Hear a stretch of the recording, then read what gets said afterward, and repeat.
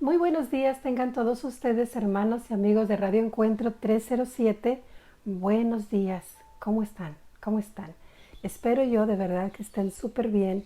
Yo me encuentro muy contenta de estar aquí con ustedes, transmitiendo una vez más para ustedes su programa Oraciones de Fe, que estoy haciendo desde mi casita en Sacramento, California. Cuando gusten venir, aquí tienen su casa. Cuando pasen por Sacramento, no duden en mandarme un texto y nos ponemos de acuerdo y vengan a visitarme. Vengan a tomar café a mi casa. Siempre serán muy bienvenidos.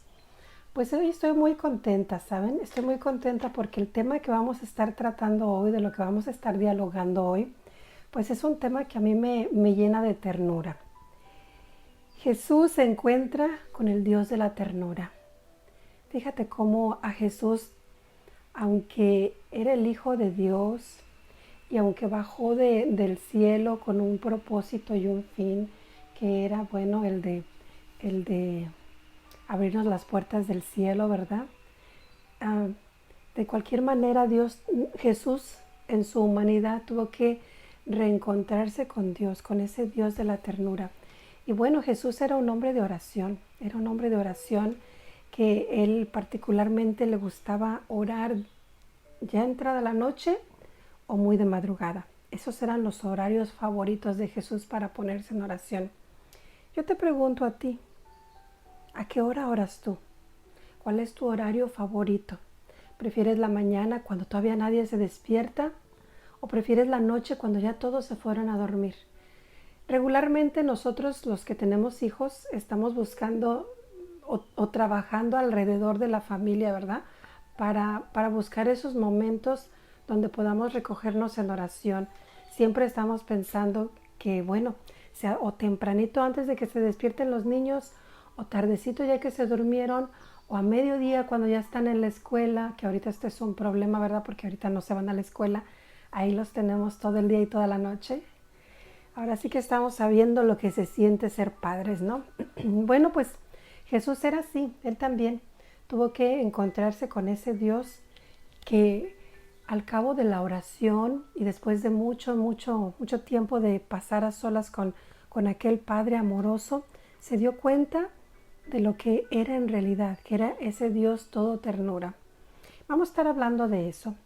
Vamos a estar hablando de Jesús. Este programa se va a centrar básicamente en Jesús y cómo Jesús llegó a reconocer en Dios Padre al Padre más amoroso.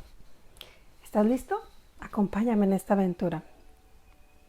¿Cuál será nuestra meta de este programa? La meta principal va a ser que nosotros nos demos cuenta de lo que somos. Nosotros somos hijos de Dios. Recuerda, tú eres hijo de Dios, tú eres hija de Dios.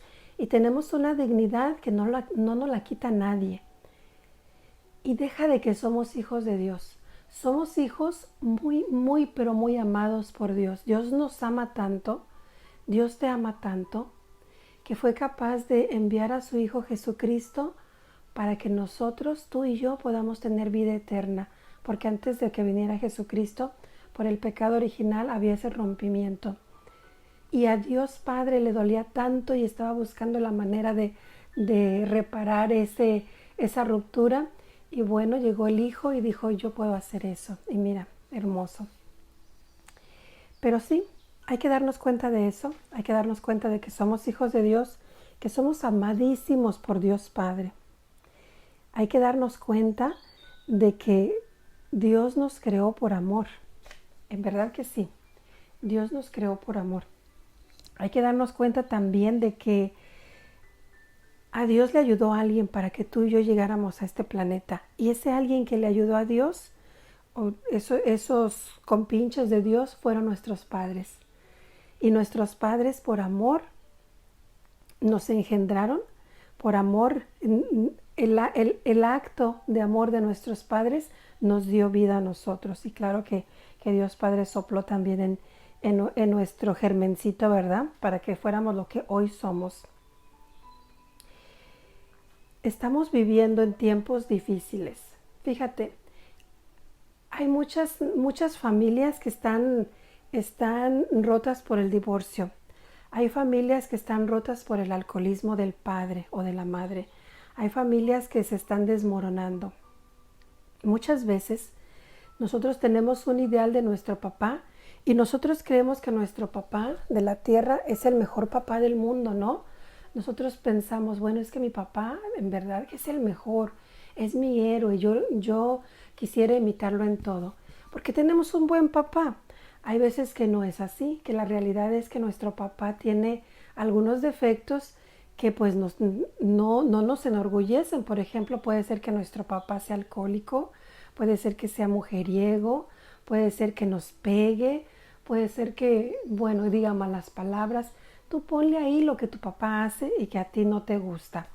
Entonces, cuando nosotros tenemos un concepto así de lo que es un padre, el padre que no nos cuida, que no nos protege, que no es buen proveedor, y viene alguien y nos dice, hey, ¿sabes que tienes un papá en el cielo y que te ama? Ya nada más con que digan que es tu papá del cielo, con el concepto de lo que tú tienes de la palabra padre, con ese concepto vas a echarte para atrás y vas a decir, yo no quiero nada con ese papá, porque si este papá que veo y me conoce y supuestamente me quiere, me trata como me trata, imagínate aquel que no puedo ver, que no voy a ver de dónde me llegan los golpes o de dónde me llegan las ofensas, o no queremos saber nada de ese Dios Padre, porque nos refleja, ya con la sola palabra de que es Padre, nos refleja a nuestro papá de la tierra. Y eso es algo muy común, ¿sabes? Eso es algo muy común en los cristianos, que tenemos ese rechazo a Dios Padre por el simple hecho de que en la tierra con nuestro Padre, de nuestro Padre terrenal, no nos fue bien o no nos está yendo bien, ¿no? Eso es algo muy común. Y también hemos vivido en una situación donde nuestros padres nos han inculcado el temor a Dios y no el santo temor de Dios, ¿no? Es una cosa muy diferente tener el santo temor de Dios a tenerle temor a Dios. Es diferente y te voy a decir por qué.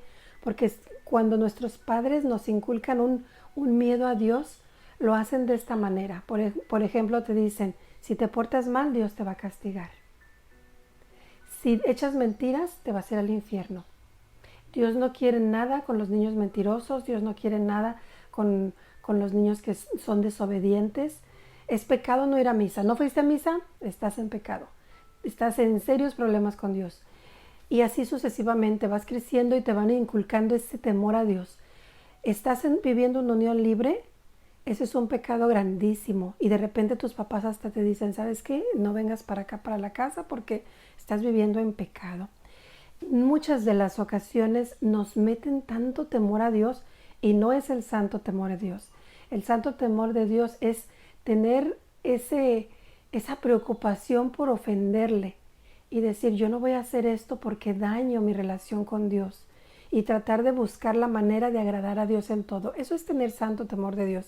Es diferente a sentirte culpable y decir, bueno, yo soy la peor persona del universo, lo que menos quiere Dios es tener algo conmigo, y eso nos lo inculcan a veces nuestros papás. Entonces, hay que poner mucha atención en cómo nos sentimos nosotros con ese papá del cielo, ¿no? Tenemos miedo a que nos castigue, tenemos miedo tenemos sentimientos de culpa, tantas cosas, ¿no? Pero fíjate qué buena noticia nos trajo Jesús, y es de lo que vamos a estar hablando hoy. La noticia que nos trajo Jesús es que Dios es diferente a todo lo que nuestros padres, amigos, hermanos mayores nos dijeron de Él. Él es muy diferente. Él nos vino y nos dijo que Dios es el papá más queridísimo de todos los papás. Si aquí en el planeta Tierra hay un papá que tú digas sobresale, vamos a darle el premio Nobel por ser el mejor papá, bueno, Dios Padre es más amoroso, más misericordioso, más bueno, más complaciente, más servicial. Bueno, tiene todas las cualidades. Como papá es el mejor. Y eso nos lo vino a decir Jesús. Él nos viene a decir que nuestro papá del cielo nos amó desde siempre y para siempre. Y nos dice también que Dios nos ama simplemente por ser sus hijos. simplemente por eso. Dios no nos ama porque somos buenos o para que seamos buenos, porque Dios no nos condiciona nada.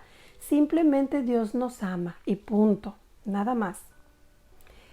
Dios nos ama porque yo soy su hija y Él es mi padre, porque tú eres su hijo y Él es tu padre, por eso te ama, nada más por eso. Nos ama sin ninguna condición. En Dios no existen las condiciones. En Dios no hay ningún interés. Dios no es más Dios porque tú lo ames. Dios no es menos Dios porque tú no lo ames. Dios no tiene ningún interés. Simplemente Dios es amor. Él nos ama de una manera gratuita. Con esto en mente hay que pensar, yo soy una hija de Dios. Y no nada más soy una hija de Dios, soy una hija amada de Dios. Y tú que me estás escuchando, eres un hijo y una hija de Dios, amada y amado por Dios. Simplemente porque Él es así, Él es puro amor. Pero ¿cómo llegó Jesús a esta conclusión? Deberíamos primero que nada tratar de entender o meditar lo que dice San Lucas. ¿Y qué nos decía San Lucas? Bueno, nos decía que cuando Jesús era joven, o que el joven Jesús estaba creciendo en las experiencias humanas y también en las divinas, porque él estaba desarrollándose, estaba creciendo, pero también a través de la oración estaba creciendo en las experiencias divinas. A lo mejor Jesús era un muchachito de unos 12, 15, 20 años, y entre esas edades él fue navegando en las inmensidades de Dios. Él fue descubriendo y descubriendo un poquito más de Dios, navegando en las inmensidades de Dios. Él se fue metiendo en ese mar infinito que es Dios mismo. Él vivió unas experiencias religiosas por nadie experimentadas antes y lo consiguió a través de la oración. Él descubrió horizontes completamente desconocidos en ese mar infinito de Dios. Y podríamos decir también que en segundo lugar, Jesús era un hombre muy pero muy sensible. Fíjate lo que los evangelios nos dicen, y no en una ocasión, sino en muchas. Nos dicen que Jesús se compadecía. Por ejemplo, en una oportunidad Jesús dijo con sus propias palabras, me dan pena estas gentes. Y también recordemos aquel día cuando le informaron que aquella viuda se había quedado, se había muerto, que se le había muerto su único hijo a la viuda y que ya lo iban a llevar a enterrar. Cuentan también que Jesús estremeció casi hasta las lágrimas. Recordemos también que delante de la tumba de su amigo Lázaro, Jesús lloraba indisimuladamente. Hasta sus propios amigos se atrevieron a decir cuánto lo amaba por cómo lo veían, ¿verdad? Qué buen amigo era. Y de verdad que eran muy buenos amigos, ¿eh? Era un hombre muy sensible. Jesús era un hombre muy, pero muy sensible. Era muy atento con sus amigos, con todos sus amigos. Con las mujeres era muy caballeroso. Con los niños era muy cariñoso. Era muy sensible. ¿De dónde sacaría Jesús toda esta sensibilidad? Quizás la aprendió en esas noches o días de oración junto a su padre, ¿no? Vamos a suponer que cuando Jesús tenía unos 4 o 5 añitos, María, siendo una mujer muy piadosa y una madre israelita, se habría encargado de infundir en el alma de su pequeño Jesús al Dios admirable de los profetas y de los salmistas, el absoluto, el eterno, el incomparable. Y hay que suponer también que en la infancia y adolescencia de Jesús habría vivido, ¿cómo podríamos decirlo? Pues como un israelita, ¿verdad? Porque él era un israelita.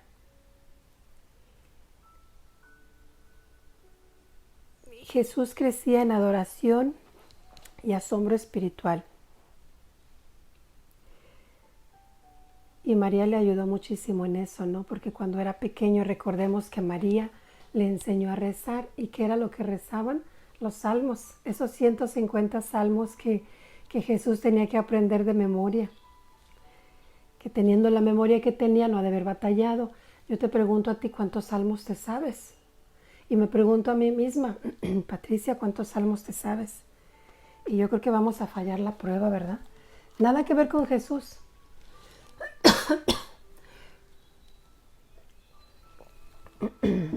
Jesús sí se aprendió sus 150 salmos y los utilizaba cuando salía a orar.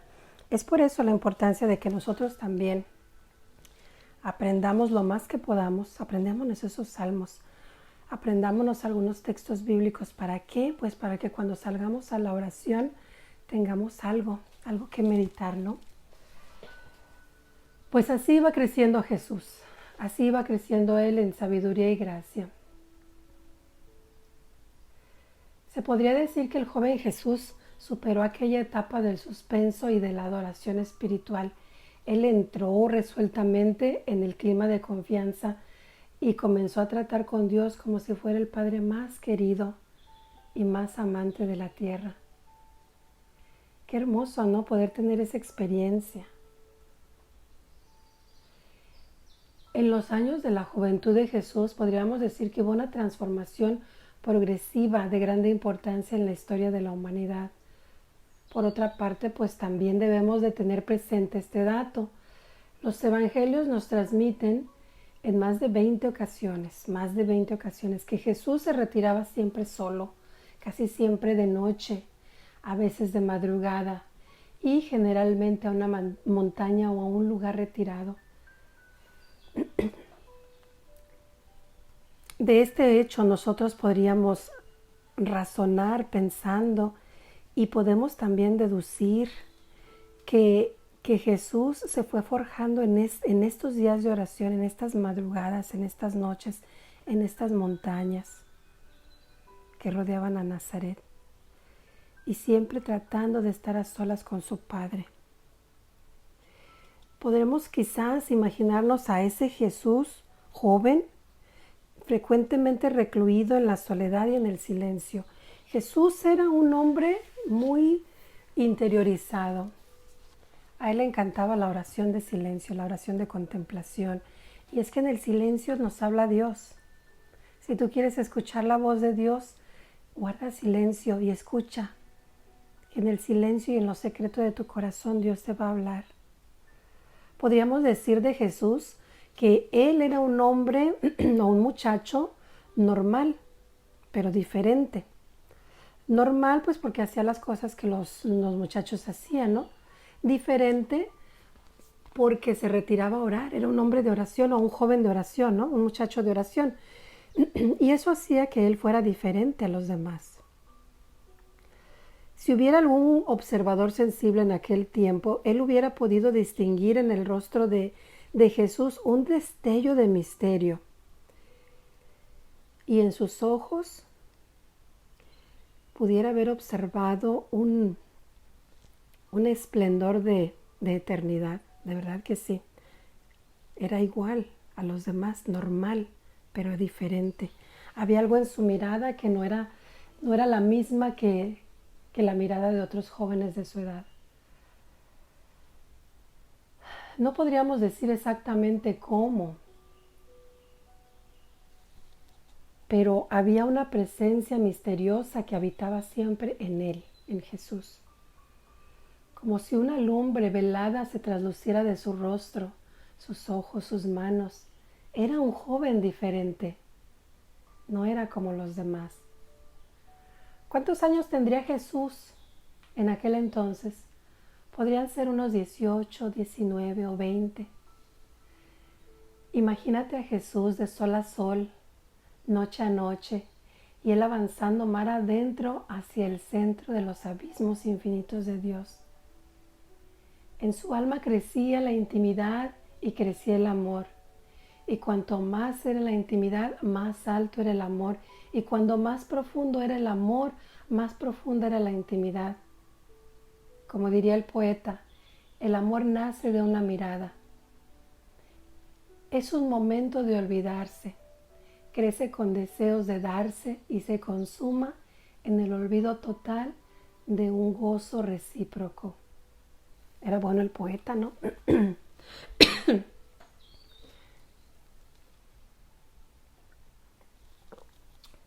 Esto fue todo un proceso de profundización en el misterio del amor. La confianza fue creciendo en el alma de aquel joven como un árbol frondoso que con su sombra fue cubriendo los impulsos juveniles de este muchacho normal y diferente. Y el muchacho era todo cariño, era todo apertura, todo ternura, todo confianza para con su Dios y su Señor. Si tan solo pudiéramos imaginarnos aquellas noches de Jesús en las montañas, aquellas montañas solitarias que rodeaban a Nazaret, cobijado solamente con ese manto envolvente de la presencia amorosa de Dios. Había quizás tantas estrellas en aquella noche y tantas estrellas en el alma de Jesús. El muchacho, con aquel temperamento, con aquella sensibilidad, da un paso y otro más, cada vez más adentro, cada vez más allá en la presencia amorosa de su Dios. Él experimenta diferentes vivencias y progresivamente va llegando a la conclusión y a la convicción también de que Dios no es exactamente como le habían enseñado en la sinagoga. El temible del Sinaí, el incomparable. Y así el joven Jesús comenzó a sentirse cómo se sentiría. Es difícil de expresarse. Necesitaríamos de echar mano a la imaginación.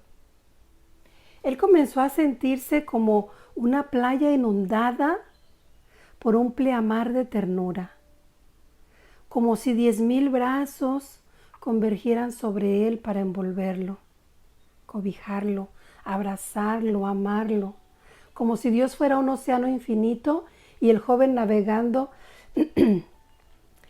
desplegara sus velas con aquella ansiedad en aquella inmensidad, como si el mundo y la vida fueran seguridad, certeza, júbilo y libertad. Así poco a poco el joven Jesús llegó a tener progresivamente la sensación definitiva, inconfundible, inolvidable, la sensación deslumbradora de que el Señor Dios, ¿qué crees? Es como el Padre más querido y amante de la tierra.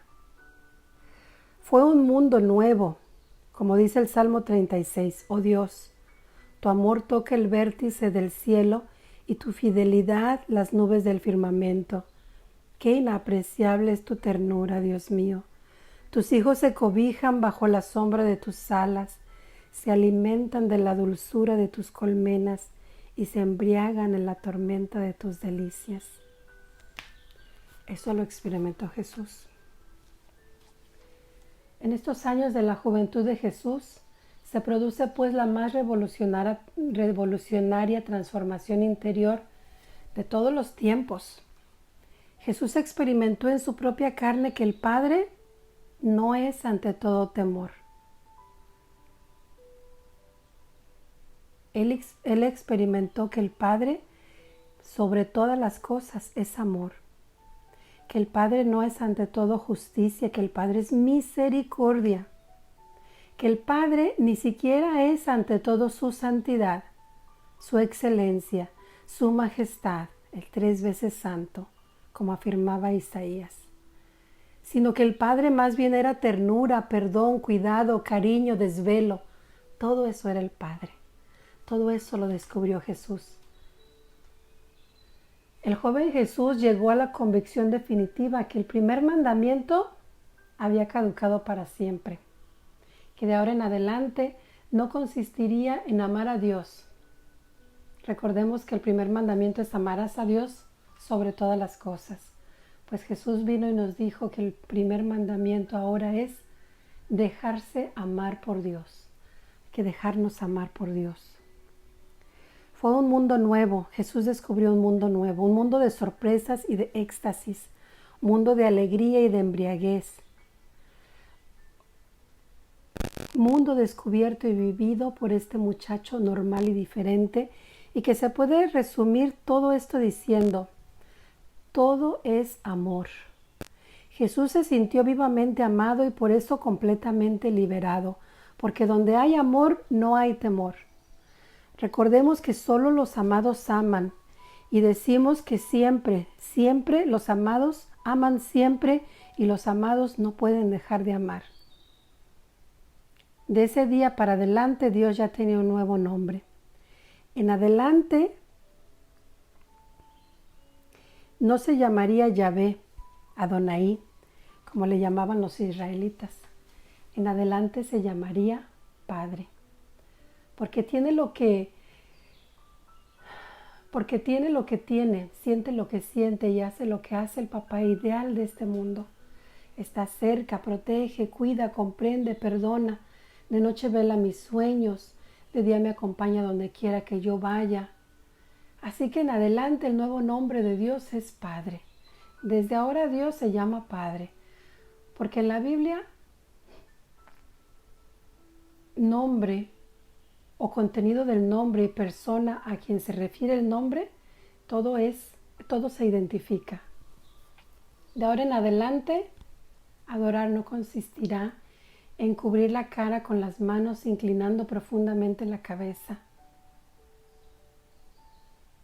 sino abandonándonos con confianza infinita e incondicional en las manos todopoderosas y todo cariñosas de aquel que de ahora en adelante para siempre es y se llamará nuestro querido papá. Como dice Bergson: oh Padre, tú que vives en el amor y en la dicha, mientras en la tierra aúllan las tormentas y gimen las pasiones. Tú que dices que debo compartirlo todo, sintiendo plenamente el sufrimiento de tus hijos, muéstrame tu paz. Guíame hasta aquella zona más profunda donde el dolor no llega, donde brotan las palabras, la sonrisa y la paz, donde todo es alegría, porque todo es alegría. Oh amor del cual yo nací. ¿Qué te parece todo lo que descubrió Jesús? ¿Qué te parece? ¿A poco no es en verdad impresionante? El papá ideal, el padre ideal. ¿Conoces tú al padre ideal? Ese papá que tú conoces, quizás sea el tuyo, quizás sea el de tu amigo o de tu amiga, que tú dices: este es el papá ideal, yo quisiera tener un papá como este, un papá de la tierra. Incluso fíjate que entre los niños a veces hacen este comentario: ay, yo quisiera que el papá de Juanito fuera mi papá, ay, es que es bien chido. Yo quisiera que la mamá de Lupita fuera mi mamá, es que de verdad. Los niños exteriorizan lo que sienten, ¿no? Pues nos estamos dando cuenta aquí en lo que Jesús nos dice, que nuestro Padre del cielo es mucho mejor que el mejor de los padres de la tierra. Es mucho mejor. ¿Y sabes qué? Es nuestro papá en común. El Padre del cielo es el papá que todos tenemos en común. De verdad que vale la pena mucho el considerar a este nuestro Padre como lo que es, ¿no? Darle el lugar que Él se merece en nuestra vida.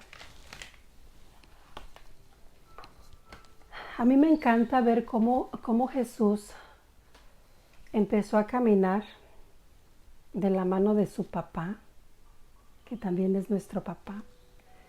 Y fue poco a poco. Si te fijas en lo que acabo de contarte, fue poco a poco. No fue algo que se le dio como un regalo de Navidad, como a veces dice Padre Ignacio. Él lo fue adquiriendo, él lo fue consiguiendo a través de la oración, a través de desgastar o de gastar su tiempo estando a solas con su Padre. A mí me gustaría preguntarte a ti: ¿cuánto tiempo tú inviertes en la oración? ¿Cuánto tiempo al día tú dices: este tiempo es para el Señor? ¿Sabes? Nosotros tenemos algunas costumbres que son muy buenas. por ejemplo, tenemos la costumbre de escribir lo que tenemos que hacer en el día, ¿no? A veces lo hacemos porque somos tan despistados que si no lo escribimos se nos va a olvidar y vamos a dejar de hacer cosas que eran importantes, ¿no? Pero sabes, si revisamos bien nuestra lista, ¿estamos poniendo tiempo para Dios? Si leemos nuestra lista, tenemos ahí lo más importante. ¿Qué tendremos? ¿Hacer ejercicio 15 minutos? ¿Leer? Tenemos ahí cosas que son muy interesantes, pero ¿qué tal si pusiéramos orar? ¿Qué tal si pusiéramos 30 minutos de oración? Imagínate, y todos los días 30 minutos de oración, sería fantástico. ¿Por qué? Porque podríamos tener la oportunidad de poco a poco ir conociendo al Padre que Jesús nos quiere mostrar. El Padre que Jesús descubrió a través de pasar ese tiempo con Él. Y es que en verdad esta es la única manera en que tú puedes redescubrir al Padre. Yo podría sentarme aquí en este micrófono y hablarte del Padre durante muchísimas horas, pero necesitas tú experimentarlo. Hay una experiencia muy hermosa que es caminar en el desierto. No sé si tú has tenido esa oportunidad de caminar en el desierto.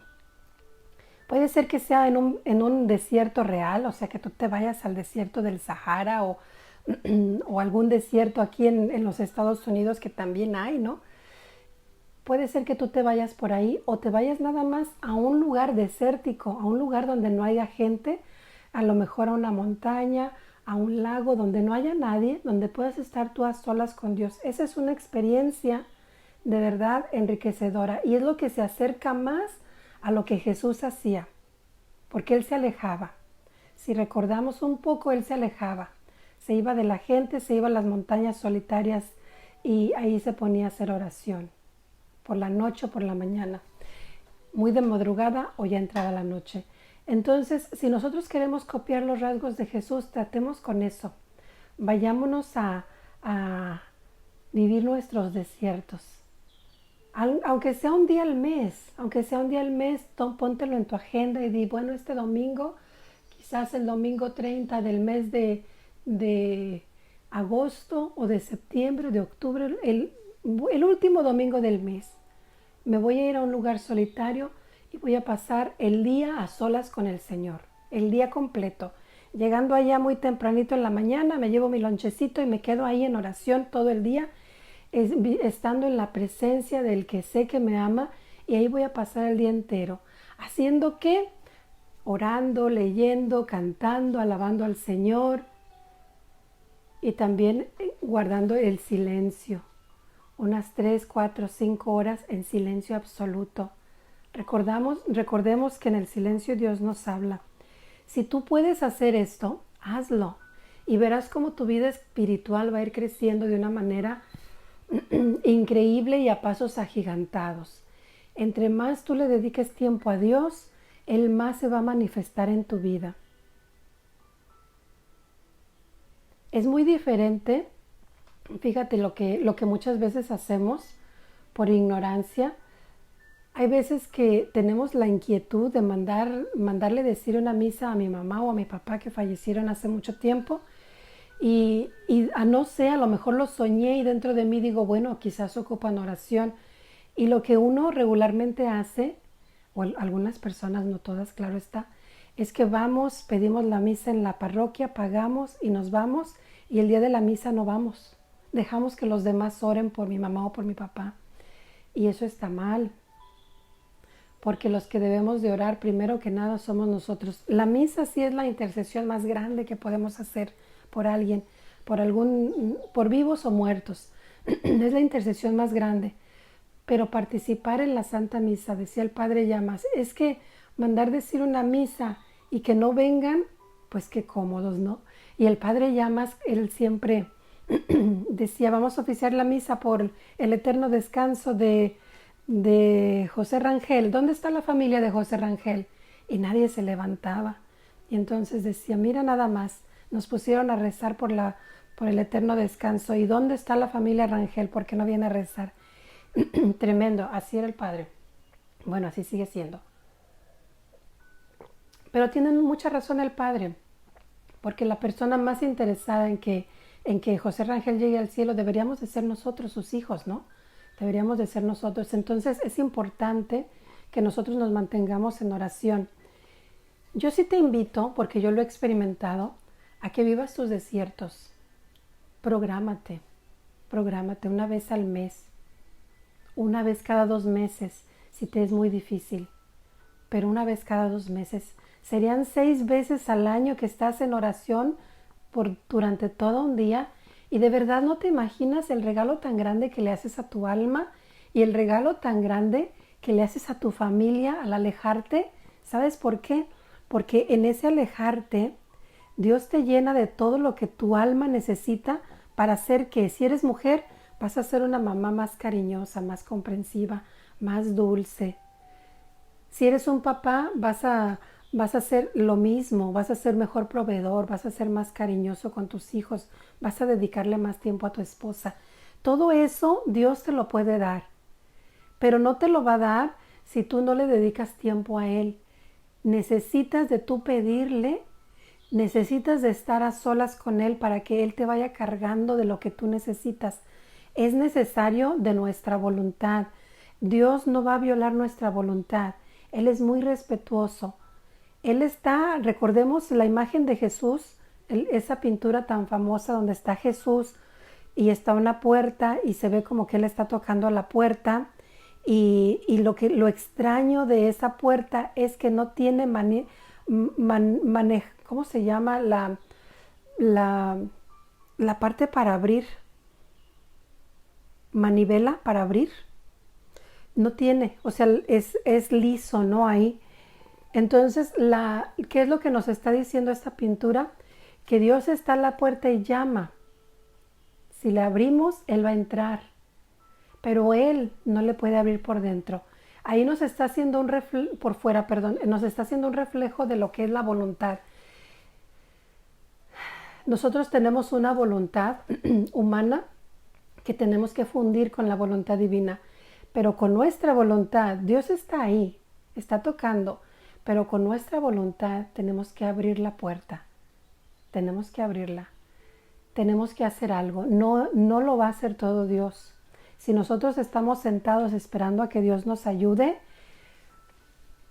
estamos equivocándonos de Dios, de verdad que sí, porque Dios necesita también de nuestra participación. No es que lo necesite en el caso de que Dios no puede hacer nada sin nosotros. No, claro que no. Dios es todopoderoso, Dios puede hacerlo todo. Pero en su infinita sabiduría ya nos hizo con una voluntad propia y quiere que pongamos esa voluntad en movimiento y quiere que esa voluntad nos sirva siempre para someterla a su voluntad, que con nuestra voluntad solo hagamos lo que Él quisiera que hiciéramos. Voy a poner un ejemplo muy sencillo. Nos despertamos a las 3 de la mañana con una inquietud en el corazón, con deseos de orar por alguien más. Dios, ahí está la voluntad de Dios, que nosotros oremos por esa persona que puso en nuestra mente y en nuestro corazón. Ahora tenemos que poner nuestra voluntad en movimiento para arrodillarnos a rezar a esa hora. Pero también podríamos decir, mejor mañana, Señor, porque ahorita estoy muy cansado y nos dormimos. ¿Utilizamos nuestra voluntad de una manera sabia? Pues no, ¿verdad? No le hicimos caso a esa inspiración que Dios nos estaba dando. ¿Será pecado? ¿Será pecado no hacer caso a esas inspiraciones divinas? ¿Será pecado? Pecado no es. Pecado no es. Estás faltando a la caridad, estás faltando bueno, el Espíritu Santo es esa voz interna que nos está llamando a hacer algo, ¿no? Podríamos decir que es nuestra conciencia. Si no hacemos caso de las invitaciones del Espíritu Santo, podría llegar el momento en que nuestra conciencia se vaya durmiendo y lleguemos a un punto en que ya no escuchemos esas inspiraciones. Y eso sí sería lamentable, ¿no? Pues mira, descubrimos algo muy, pero muy interesante en este programa. ¿Y qué fue lo que descubrimos? Que Dios es amor, ¿no? Que Dios es nuestro Padre y que nos ama simplemente porque somos sus hijos.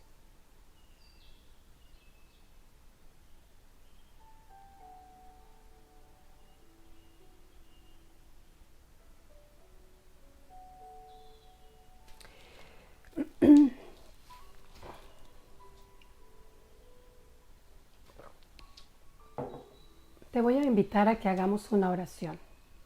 Te voy a invitar a que hagamos una oración a nuestro papá, a ese papá del cielo, a ese papá que Jesús nos vino y nos mostró al compartir con nosotros esas experiencias que él tenía, el cómo él llegó a descubrir que Dios, que el nuevo nombre de Dios ya no era Dios, sino Padre.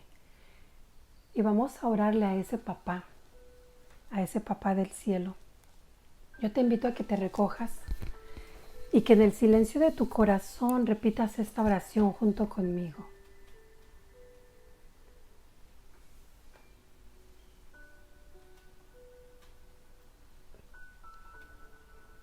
Padre mío, te doy las gracias. Tú no me das una piedra cuando te pido pan. Jamás lo harías porque eres un Padre amoroso. Padre mío, te doy las gracias porque tienes contados todos los cabellos de mi cabeza, de manera que hasta las cosas más pequeñas pasan por tus manos y han de bendecirme y hacerme bien. Padre mío, te doy las gracias porque soy tu hija y por eso ningún bien puede faltarme.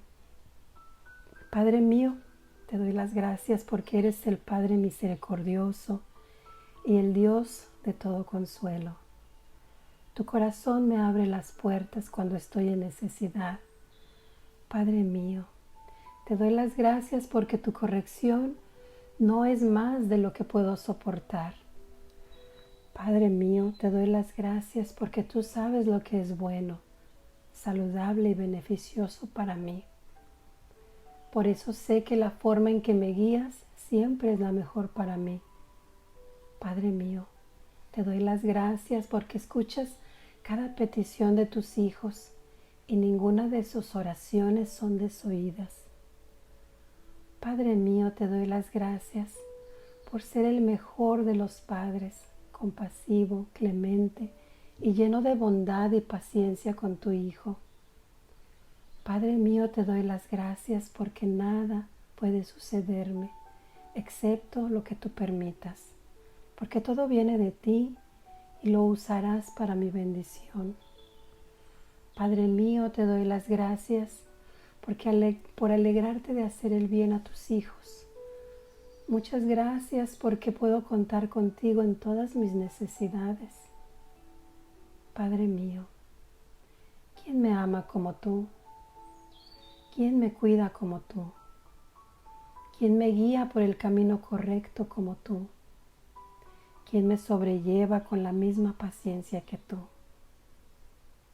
Nadie en la tierra, ni ahora ni en la eternidad.